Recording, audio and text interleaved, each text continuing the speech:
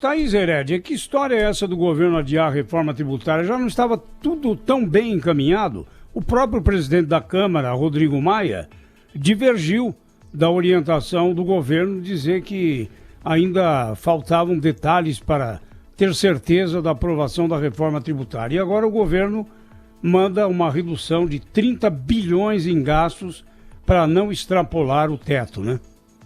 Olha, Zé Paulo, eu fico me perguntando o seguinte, esse projeto que nunca apareceu de reforma tributária do Paulo Guedes, que toda semana ele fala que vai ser semana que vem, eles devem estar criando uma solução tão maravilhosa que vai revolucionar o sistema tributário no mundo. Porque, assim, de verdade, ninguém consegue entender qual é a escolha que precisa ser feita para agradar ao ministro Paulo Guedes e também ao presidente da República. Ou qual é a escolha que não vai ser feita de jeito nenhum, porque o que é complexo é o nosso sistema tributário. A solução não é simples, né? Não existe solução simples para problema complexo. Mas os instrumentos que a gente já conhece, o IVA, o IBS, que é o Imposto sobre Bens e Serviços, se vai ser um IVA dual, ou seja, com diferenciação entre a federação e os estados e municípios, você vai diferir o seguinte, você vai diferenciar entre o prazo de transição, entre a banda das alíquotas, entre o tempo em que você vai primeiro mudar o imposto federal e depois mudar o imposto estadual e municipal, se vai fazer ao mesmo tempo, se vai adiar.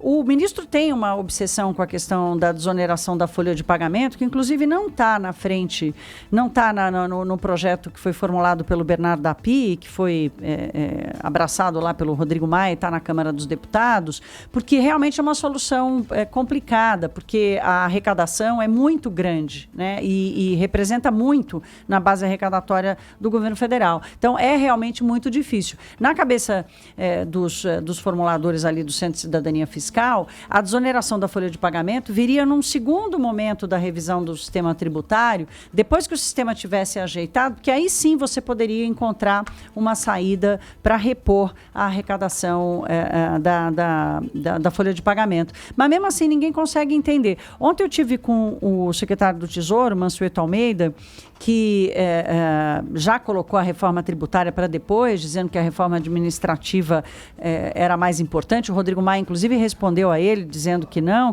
concorda e tal, que a reforma tributária ainda é uma reforma importante. O próprio ministro Meirelles está dizendo que se o Congresso não quiser nenhuma das propostas que está lá, nem a do Bernardo Api, nem a do Carlos Rauli, que está no Senado, a proposta dos estados, que pela primeira vez conseguiram ter ali uma unanimidade em torno de uma proposta para mudar o sistema, essa proposta pode ser levada.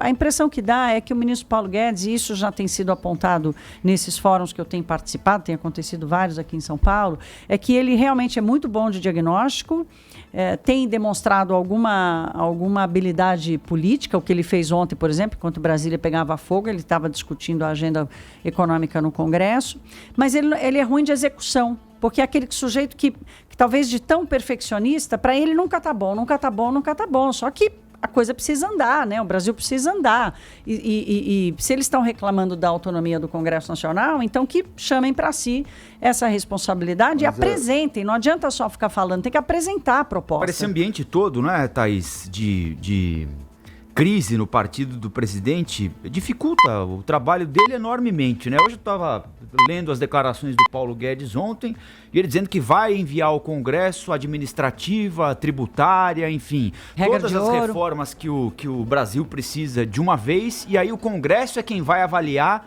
o que é mais importante, porque perguntaram a ele, falaram, mas ministro, qual é a prioridade? Né? O governo tem alguma prioridade? Porque a gente está vivendo um novo momento também, né? Para além dessa crise do PSL, é um governo que não tem uma base estruturada ali, para o bem ou para o mal, no Congresso Nacional. Então, geralmente o que acontecia até agora era o governo quem ditava a agenda do Congresso, com raras exceções, né? Bom, agora a gente vai dedicar aqui o nosso esforço a tal pauta, a tal projeto. Não acontece assim no governo Bolsonaro. Repito, tem aspectos positivos e aspectos negativos nisso, né? Agora, fica ao sabor do Congresso. E repito aqui o que eu disse ontem, ficando ao sabor do Congresso e o Congresso com alguns tubarões ali esperando o cheiro do sangue na água do mar, observando o que anda acontecendo no partido do presidente da República, a gente não sabe exatamente que tipo de encaminhamento essas reformas vão ter na Câmara e no Senado, né? A questão é que tem várias, assim, primeiro é de fato uma questão complexa mesmo, como explicou a Thaís. E de outro lado é o seguinte, a proposta do Bernardo Api, por exemplo, é uma proposta que não merece a menor confiança de quem se opôs ao jeito petista de governar. Esse cara teve uma longa participação nos governos do PT. Só isso já carimba para o governo atual uma situação de desconfiança. Então eles ficam ali, sabe, com muita má vontade em relação a isso.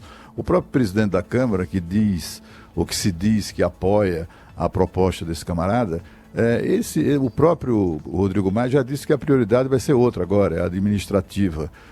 Agora, a boa notícia, ou pelo menos é o que a gente espera que seja um bom indício, é que a demora talvez decorra do fato de que se está preparando um projeto de fato, um projeto importante, um projeto transformador.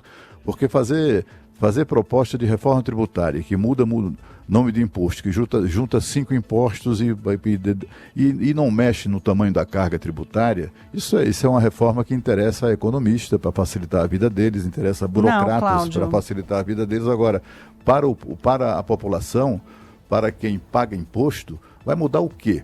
Vai continuar pagando, no mínimo, né? Eu até desconfio que eles no mínimo mesmo, aumentando. né? No mínimo vai ficar pagando o que já paga. E essa reforma não interessa ao país. Interessa ao país uma reforma que racionalize a cobrança e que diminua a carga tributária. Ninguém aguenta mais pagar tanto imposto num país que o utiliza da forma como tem utilizado ao longo dos anos. Eu concordo plenamente com você. Eu só queria colocar um ponto aqui, porque carga tributária não tem a ver com reforma do sistema tributário, tem a ver com reforma da despesa dos gastos, da despesa e do gasto público, né? O Brasil só vai poder rever carga tributária o dia que a gente conseguir diminuir a despesa, especialmente a despesa obrigatória do governo federal. E nenhuma reforma tributária vai conseguir fazer isso.